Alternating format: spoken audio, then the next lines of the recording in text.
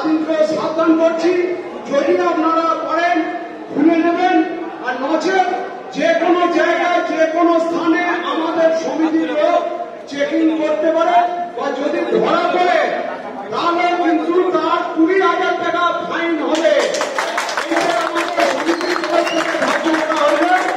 আর আমরা আমাদের যে কোনো ব্রাঞ্চে বা হুগলি হোক, বর্ধমান হোক, যেখানেই ভাড়া কাটতে যাবে, যদি আমাদের সমিতির তরফ থেকে সন্দেহ হয়, আমরা সেইখানে সেই পার্টির সামনে আমরা তাদেরকে ছোট করব না, সেই জায়গায় আমরা কিছু বলবো না, কিন্তু তাদেরকে রাস্তায় দাঁড় করিয়ে 2 কিলোমিটার দূরে যেখানে হোক সমিতির তরফ থেকে তার বক্সটা চেকিং করা হবে। আর তারা দিতে চেকিং করতে দিতে বাধ্য থাকবে।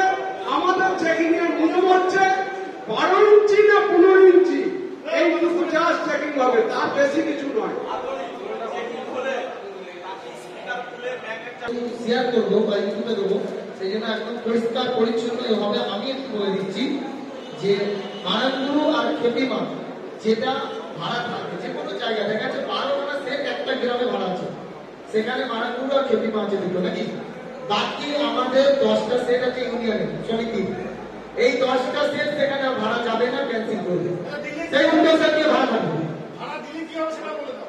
বলি সব ভাড়া দিলে কি হবে না সেটা আমরা বলবো না, সেটা কালমে ডাকবে,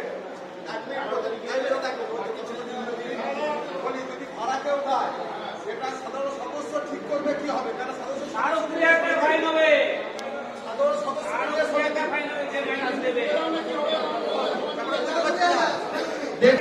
আমার কথা হচ্ছে যে 5টা ফিল্ম বন্ধ করে দেখো, আমার ওরা পরিষ্কার পরিচ্ছন্ন হবে।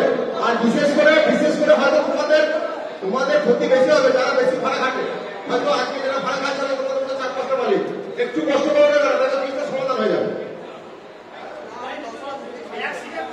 একটু অ্যাক্সিডেন্ট না করলে